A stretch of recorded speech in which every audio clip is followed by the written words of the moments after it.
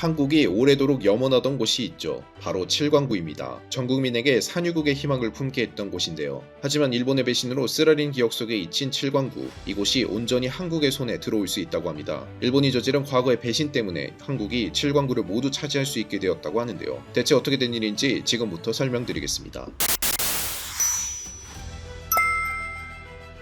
산업을 돌아가게 하는 가장 중요한 자원이 있다고 하면 바로 석유라 할 수 있죠. 과거 석유를 좌지우지한 오펙의 중동 국가들을 생각한다면 석유가 가진 힘은 세계 경제를 흔들 수도 있는 힘입니다. 그만큼 석유는 현재 자본주의 경제 체제에서 빠질 수 없는 중요한 자원인데요. 한국이 산유국이 될 수 있었던 순간이 있었습니다. 바로 대한민국 남쪽 바다, 제주도 남쪽 바다부터 일본 오키나와 해구까지 이어진 꿈의 광구, 칠광구의 존재 때문입니다. 칠광구에 묻힌 석유는 충격적일 정도로 많은 양인데요. 미국 국제정책연구소 우드로 윌슨 센터 보고서에 따르면 미국 전체 매장량의 4.5배인 1000억 배럴에 해당하는 것으로 조사되었습니다. 석유만이 아니라 천연가스 매장량 역시 기존 사우디아라비아를 비롯한 중동 국가들의 매장량을 뛰어넘는 수준으로 대략 175조에서 210조 입방피트, 사우디아라비아 매장량의 10배에 해당하는 규모입니다. 대한민국 정부는 일찍부터 칠광구의 가능성을 알아보고 이를 시추하기 위해 발빠르게 개발에 나섰는데요. 하지만 가장 큰 걸림돌이 있었으니 그 존재는 바로 일본이었습니다. 칠광구가 묻혀있는 지역과 일본이 가까이에 있었기 때문이죠. 70년대부터 시작된 칠광구 사업에 있어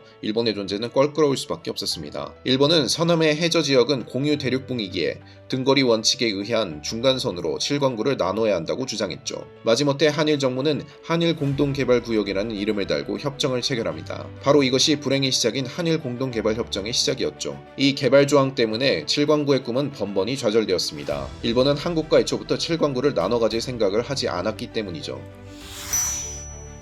조짐은 1986년부터 시작되었습니다. 칠광구 타당성 조사는 물론이고 석유 탐사 작업을 진행해야 함에도 불구하고 일본은 자료 검토라는 이유로 참여를 거부하더니 마침내 실효성 없음이라는 말과 함께 공동개발을 부인하기에 이릅니다. 다급해지는 한국은 일본을 재촉했지만 일본은 움직이질 않았습니다. 오히려 한국 정부의 재촉을 듣지도 않은 채 모르쇠로 일관했기 때문이죠. 대체 일본은 공동개발을 약속해놓고 어째서 이와 같은 행동을 했을까요? 바로 1982년에 제정된 UN 국제해양법의 존재 때문입니다. 당시에는 배타적 경제수역이라는 개념이 없었는데요. 이 시기 이후로 배타적 경제수역 개념이 도입되면서 각국의 영토로부터 200캐리 이내의 해양 개발만이 허용되었죠. 새로 개정된 국제해양법을 따라 칠광구 개발에 들어간다면 90% 이상의 칠광구 지역이 일본 손에 넘어가게 됩니다. 굳이 한국과 협력하지 않아도 일본 혼자서 개발이 가능해지는 셈입니다. 거기까지 계산을 마친 일본은 협정 폐기 시한까지 미루는 짓을 반복합니다. 2028년에 만료되는 협정이 지나면 새로 개정된 국제해양법이 적용될 것이고 그렇게 되면 칠광구를 손쉽게 일본이 흡수할 수 있기 때문입니다.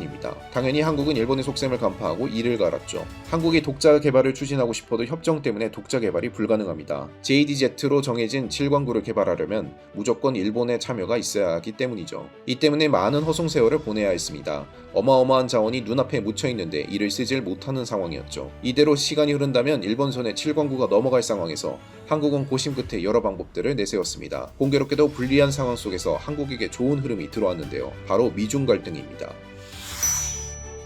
현재 미국은 중국 견제에 온 힘을 쏟고 있는데요. 주요 동맹인 한국을 잡기 위해 엄청난 특혜를 약속하는 모습을 보이며 한국 사로잡기에 나섰습니다. 최근 마이크 폼페이오 전 국무장관은 대한민국이라는 경제기계는 대단하다고 극찬하며 삼성전자의 텍사스 반도체 공장은 최고의 한미동맹 성공 사례라 언급하며 한국과 미국 사이가 그 어느 때보다 가깝다는 말을 남겼죠. 쿼드 가입도 한국을 제1대상자로 고려하는 것과 동시에 군사정보 네트워크인 파이브아이즈에 한국을 참여하자는 발언이 나올 정도로 한국을 위하는 미국의 태도가 심상치 않습니다. 이는 중국이라는 거대한 적을 상대하기 위한 미국의 포석이라 할 수 있죠. 특히 양적으로 군대를 키우고 있는 중국 해군을 잡기 위해 미군은 아시아에 배치한 항모수를 늘리는 모습을 보이고 있죠. 하지만 미국 혼자서는 중국을 상대하기가 힘든 상황. 이에 미국은 강력한 군사 파트너이자 중국을 상대로 오랜 기간 버텨온 한국을 주요 파트너로 점찍은 것입니다. 한국의 성장은 곧 미국의 성장이고 중국을 상대할 힘을 기르는 것이나 마찬가지죠. 칠광구 문제 역시 미국 입장에서는 한국의 손을 들 수밖에 없습니다. 한국이 석유 자원을 개발하고 이를 군비 확장에 힘쓴다면 중국을 견제할 수 있기에 칠광구 문제에 미국도 개입할 여지가 있는 것입니다. 일본이 협약을 끝까지 이행하지 않을 경우 결국 국제사법재판소 제소를 통한 CCBB가 가려질 예정인데요. 미국의 영향력이 강한 국제기구 싸움에서 한국이 일본과 싸운다면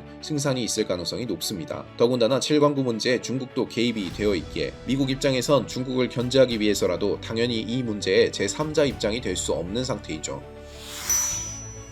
과거 중국은 칠광구 주변 해역에 롱징이라는 해상 유전을 개발하겠다며 칠광구를 건드리려는 움직임을 보인 바 있습니다. 이때 일본이 중국을 향해 경고 메시지를 날리며 칠광구를 건드리지 말라고 했죠. 빨대 효과로 칠광구의 석유가 빠져나갈 수 있다고 본 것입니다. 빨대 효과는 현재 묻힌 석유와 천연가스 자원이 다른 유전을 통해 흘러나가 해당 지역의 자원을 고갈시키는 효과를 말하는 것으로 칠광구를 선점했던 일본 입장에선 빨대 효과를 생각해 중국을 방해했죠. 하지만 JDZ 개발을 중지하면서 일본은 오히려 중국에게 역으로 공동 개발 협약을 맺자는 제안을 하게 됩니다. 생산성이 없다는 이유로 JDZ를 개발하지 않던 일본이 칠광구 근처 해저 유전을 중국과 개발하겠다고 나선 셈이죠. 당연히 미국 입장에서는 일본의 이런 행위를 용납할 수 없습니다.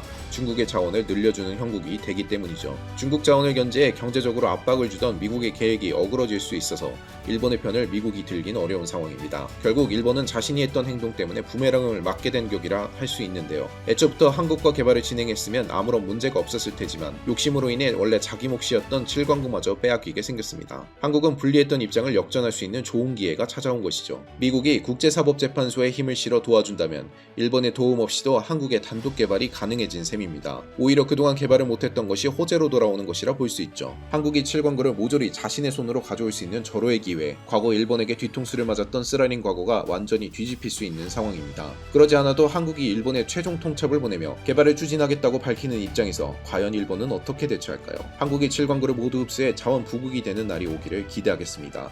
시청해주셔서 감사합니다.